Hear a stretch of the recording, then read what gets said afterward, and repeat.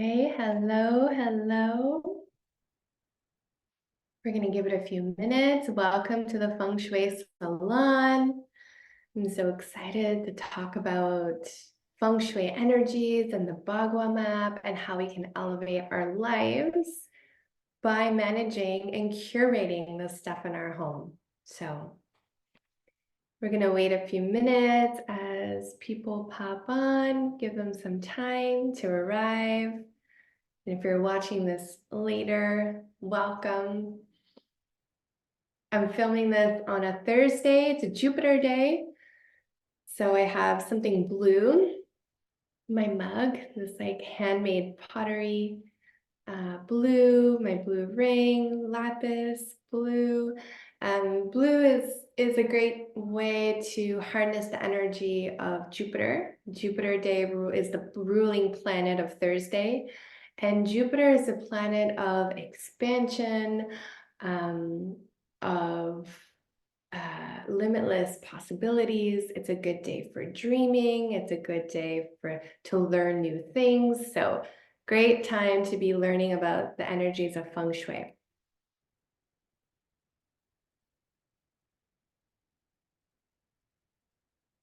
So this is pretty informal.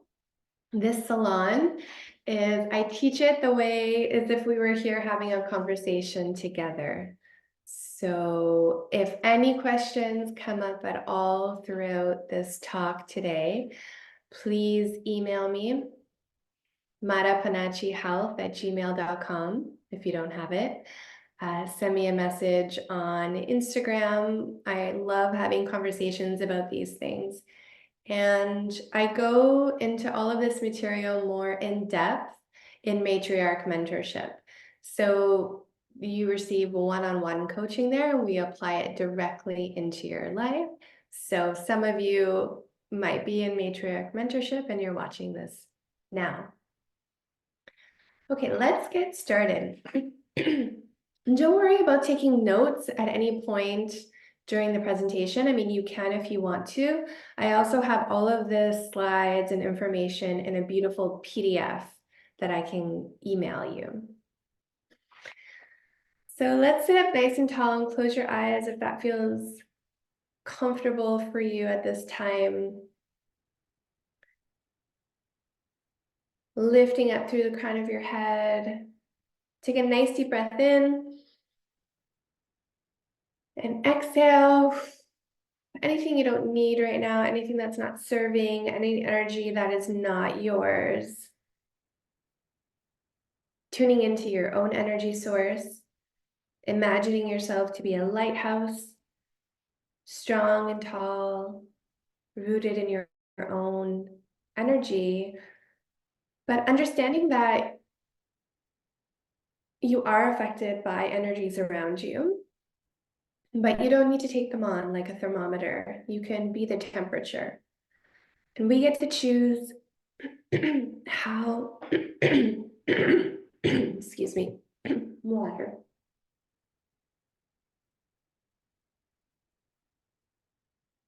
We get to choose how we curate our environments, how we respond to the things around us. And I'm here to help you. We're here to support each other and give you some information on how we can access our best lives going forward. So I affirm for you that the dream you have for your life, excuse me, the visions you have for your life are within your reach. What you are desiring is also desiring you. So affirming that the universe has your back, the universe is on your side, and together we're going to look at Feng Shui and how that can help support us. So just allow your eyes to open, and yeah, this is being recorded, and I know people are gonna come in and out at different times, so I'm just gonna go ahead and teach. It's so nice to see you. Hi, Sarah. I'm so glad to see like you popping in from a little email I sent today. Um, so I'm gonna go ahead and share my screen because I want to, before we get into the Bagua map, I want to show you the energies of Feng Shui. So let's get into that.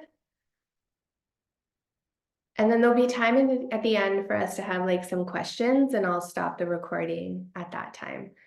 So Sarah, can you see this? Thumbs up? Yeah, okay, perfect. I was having trouble with that. Make it bigger. Okay. So Feng Shui is the art of space.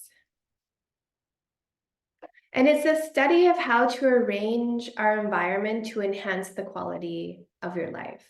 Okay, and that's a direct quote from Tara Catherine Collins. She's a really wonderful woman. I love her books on Feng Shui.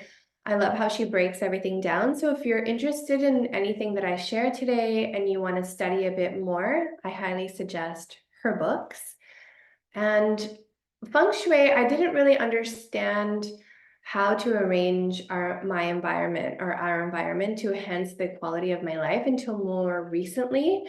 But I always knew that I was affected by the energy of the stuff around me. I just didn't have words to explain why I didn't like the big black TV screen, or why black furniture really bothered me, or why I would walk into certain spaces and feel completely at ease or completely uncomfortable. So this is really interesting, helps to give us languaging for all of that, and then tools. So the intention with Feng Shui is to bring us into harmony with our home and our environment. So even while we're traveling, we're staying at a hotel or Airbnbs or our office spaces, our workspaces. So we want to be in harmony with these spaces so we're not just surviving one storm after another, but we're thriving. So our home should be our sanctuary, but we can also set them up so that we're not just like surviving our day, but we're enhancing and living the best possible life that we can. And so space holds energy. So if you're here and you're here on this call, and I know many of you, then we understand this. I know you do too, and we're empathetic, and we're women generally, and we can, so space holds energy, and if we understand that, then we can design our living and working spaces so that they're in alignment with our highest vision for ourselves. So not only can we design our spaces so that we feel cozy, comfortable, nurtured, warm, it's our own little nest, but we can actually design it to fulfill our life goals or help support our life goals at any different time. And I think we might feel into this if you're the kind of person that, like, you know, you've decorated a certain room or you arranged the living room furniture one way and you love it, and then 6 months later you're like, I don't know why, but I need to like move the couch from here to there. I'm going to move this ottoman over here. I'm going to move the rug, and you just need to change it up and you don't know why. And I would beg to suggest that we're doing that, or you're doing that because intuitively something in your life is shifting and you need to shift energy around. Or you go into a certain room and you're ready to move things around. And I bet you that room represents the energy in your life. It corresponds with the thing that you're ready to step into, whether it's your career, or it's travel, or a new relationship. We're going to move those spaces in our lives. So it's really interesting. Oh.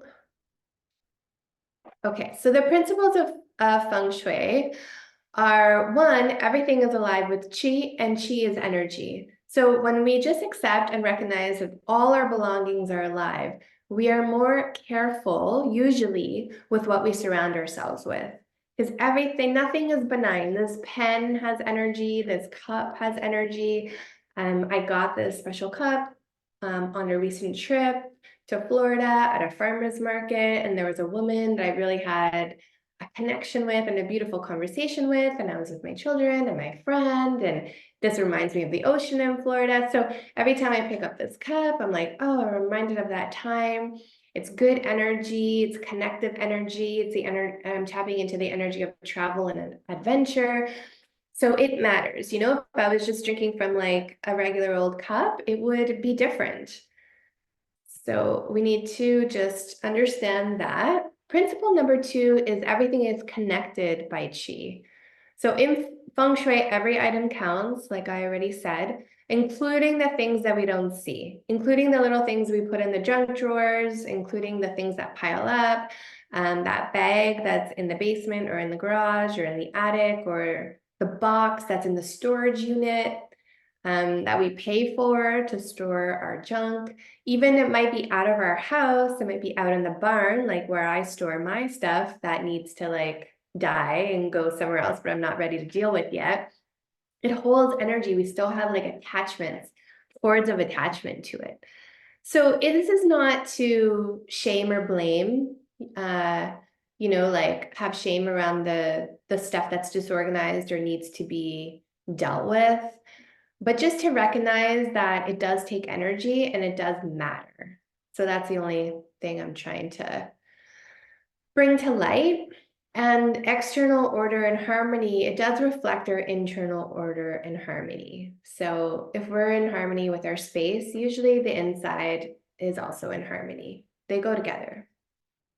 Principle number 3 is the qi and everything is always changing. So things are always shifting, changing.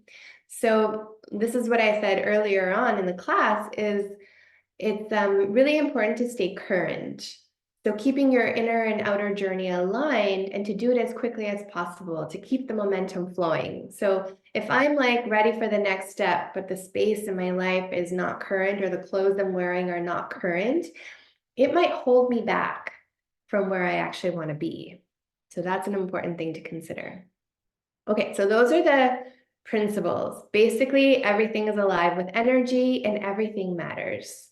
And hopefully that's affirming to those of us who are sensitive to energy and, you know, we don't think we're crazy because we don't like certain things, like how I used to think about myself.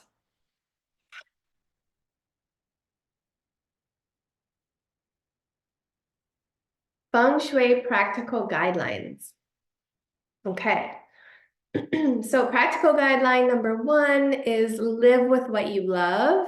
So I had an IG live conversation with a friend of mine, Britt. She's a professional organizer, and that happened this morning. So it's on my feed there if you want to watch it, because I understand the energetics and I like talking big picture, but when it comes to the how-to, I'm not really the one that's going to get in there and do it. But she is one who does help people get in there and do it. So live with what you love. We understand that principle, right? Like making friends with space also, and don't underestimate the value of a clean, clear, bright walls, room, space. Sometimes we just need to clear a space out to have a blank slate, and we just have to rest in that spaciousness.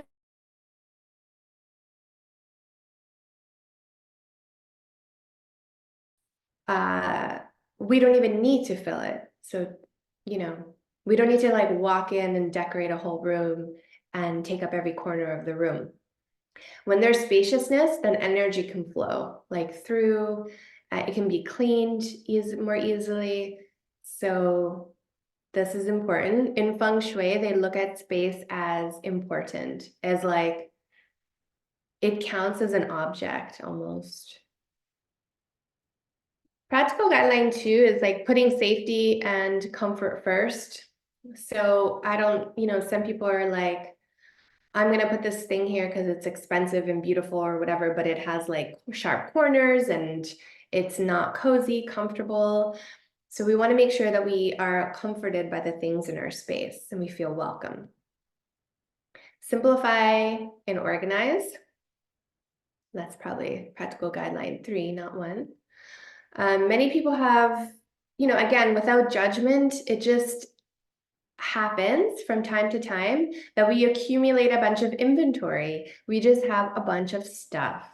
And then we get busy, we have our big lives, and then we have kind of, we have piles of things around, or people gift stuff to us. So we just have to remember that things that come in, also things need to go out, because the more we release, the more we can call in the new. So sometimes our actual physical stuff is preventing us from stepping forward in our lives. It's all heavy, right? They're like energy leaks, like that. Oh, that pile that I have to organize, the clothes in my closet. Every day I'm thinking of it.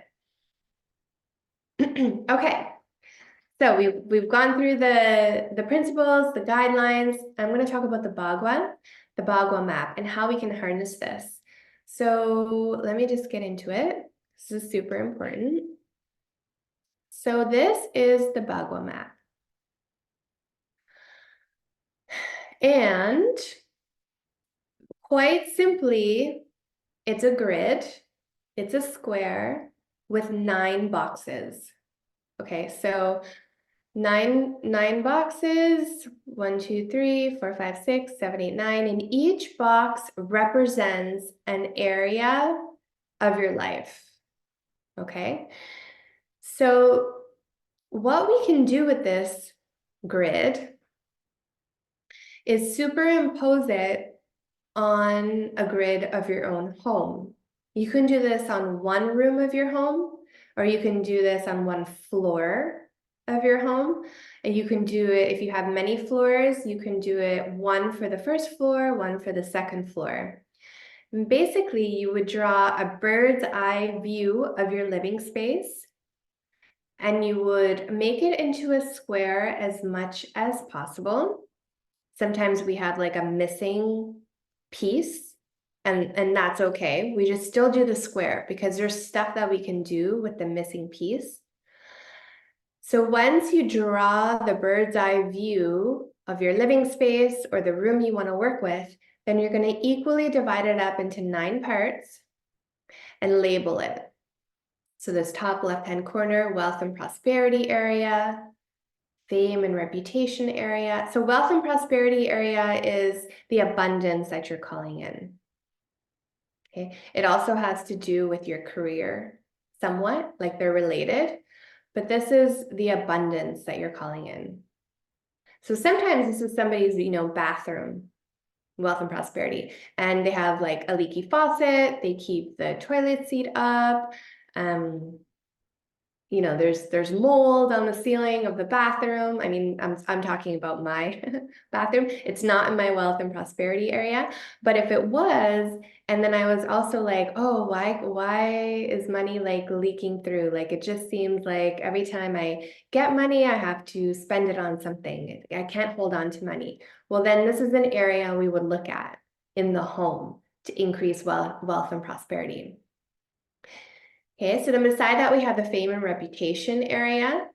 This has to do with how the outside world sees you. So not necessarily fame as in like, oh, I want to be famous, but who are you on the world stage? How do people see you out in the world?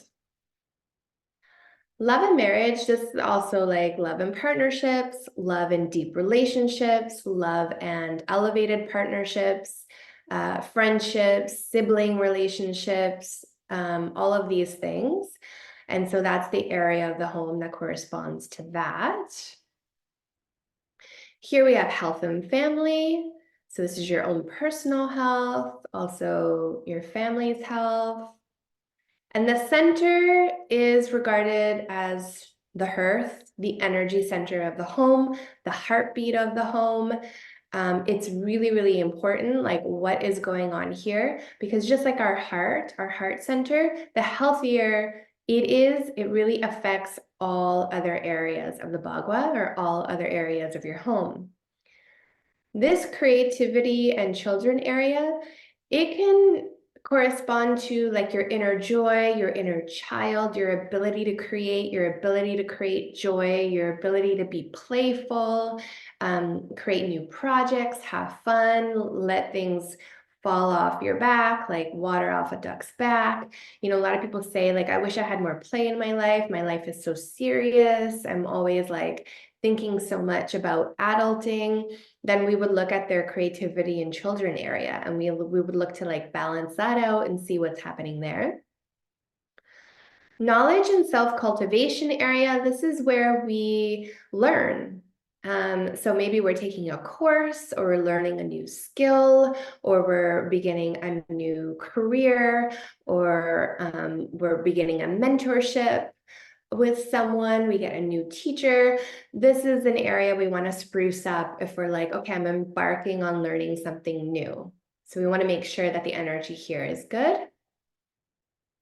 Career. I mean, this is really important. Career necessarily doesn't have to be what you're doing in the outside world. It can be your purpose. It can be, you know, your work in the home, your mothering, your caretaking, whatever it is that you're spending time doing. But of course, it can also be work outside the home.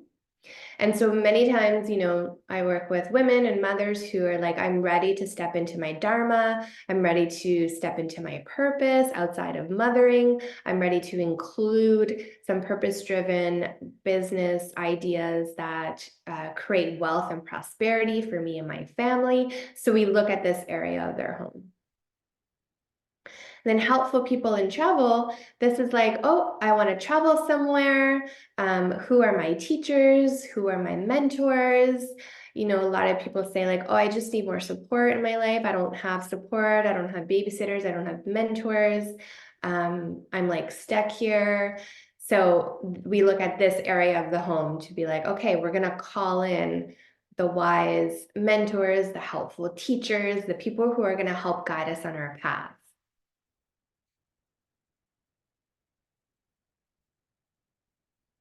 Okay, so hopefully you can see how this is at least interesting, like as a tool, as a like a life tool, something that we can use to help balance our life and also tweak a few areas of our life that maybe we might be focusing on right now, and knowing that it can change. So if you decide that you want to use this, and I'll send you the PDF, and you do it and you're like, okay, oh my gosh, this makes so much sense. This area of my home is in the toilet. Then, you know, send me a message and I'll help you work through it.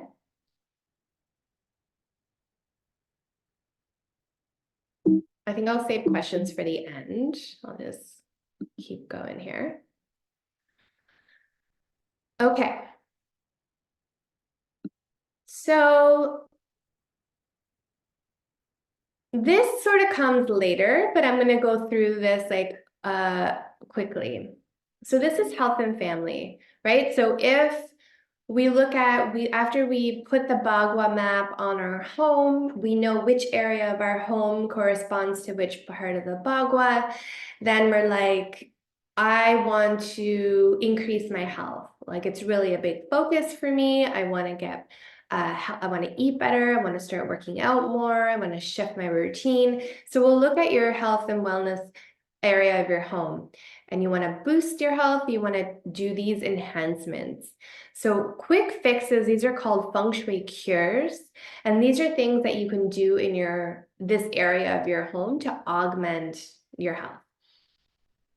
So place healthy plants with rounded, soft leaves. Okay, rounded, soft edges are like healthy as opposed to like pointy and prickly. And decorate with items of blues and greens.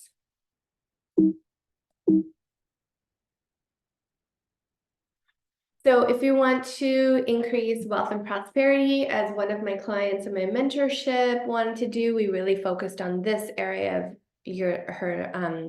her life. She wanted to focus on it. She wanted to generate more cash flow. She's like, I can't hold on to my cash. It comes and goes. So what we did was include water features, especially flowing water. So flowing water represents flowing cash. So resources are flowing, abundance is flowing, it is plentiful, it replenishes itself like a stream that never stops flowing and is always full, like a rushing river. So these, if you don't have water elements, you can even put a picture of a rushing river or do visualizations in this part of your home of a rushing river. And it's always full to the brim. It's always coming. There's always more. There's an endless source. And then we can imagine our wealth and abundance is like that. And it's very powerful. And wind chimes is another feng shui cure that we can add to a room that shifts the energy. Okay. Fame and reputation, how are we being seen in the world? What are we known for? So say we're stepping into, like myself, I'm stepping into writing and I'm writing a book. So, I want to, this is new. Let me just check the chat for a moment.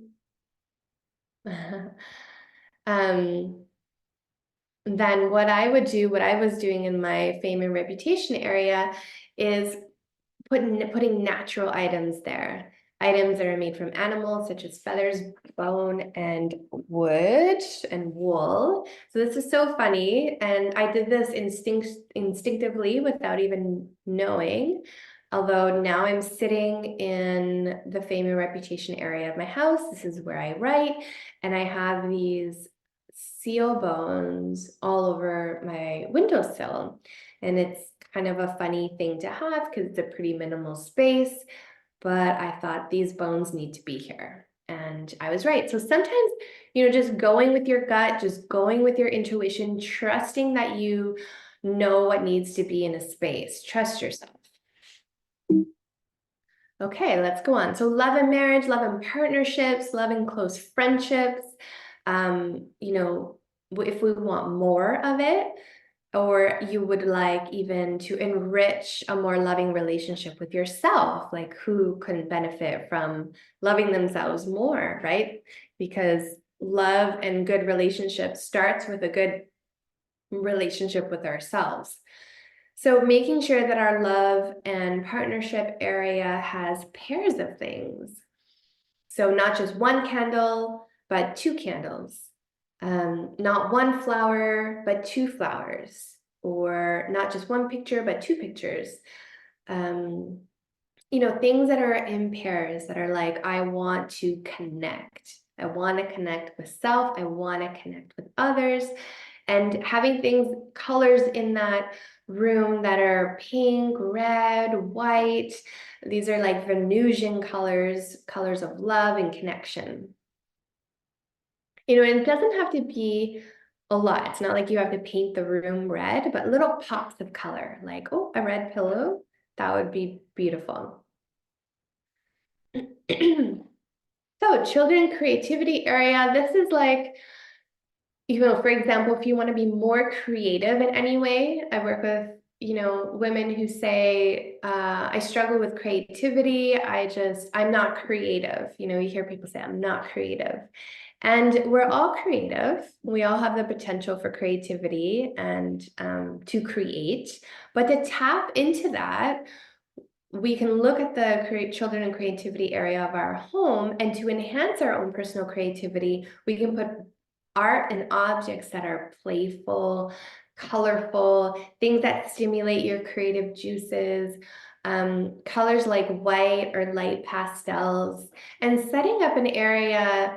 It doesn't have to be big, but maybe it's a little book on art or the artist's way. That's like an amazing book to stoke the creative fire, or putting a little notebook and some colorful markers and pencil crayons. Even if you think you're not creative, having a little creative outlet already there, or some colorful balls of yarn, might be inspiring you to just get out and doodle. Like, without thinking about you making a masterpiece, you're just doodling and having fun and connecting with your inner child. Coloring books are a great way for this, like coloring mandalas. And such a great way to like let go of the thinking mind and just get clear. And once we're clear in ourselves, and the pathways of creativity are open. So little cures. Excuse me.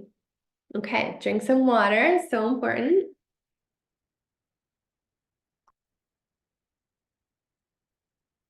Okay, so this is the area of the home, helpful people in travel, that if you want to mentor, you want to work with more clients, you want to elevate the partnerships in your life, you want to have more meaningful friendships, you would like helpful people of any kind, then we would look at this area of your home and we would add art or mood boards of places you'd like to go if travel is on your horizon. And you would include items of white, gray, and black. Okay, so having a deeper understanding of your life purpose. So career is not only the work you do outside of the world, it's also our dharma or our purpose in this life. And, women in my mentorship, they're like, I am ready to step into my unique blueprint, but I don't know exactly what that is. And so we work with different tools in matriarch mentorship, but we also look at the career area of the home. And we enhance that area by adding artworks of bodies of waters, like lakes, streams, oceans, very powerful ocean energy. I have the ocean behind me. That's me at the ocean, at the water's edge, making an offering in that painting. And that reminds me to be expansive and to step into the bigger vision I have for myself in my life.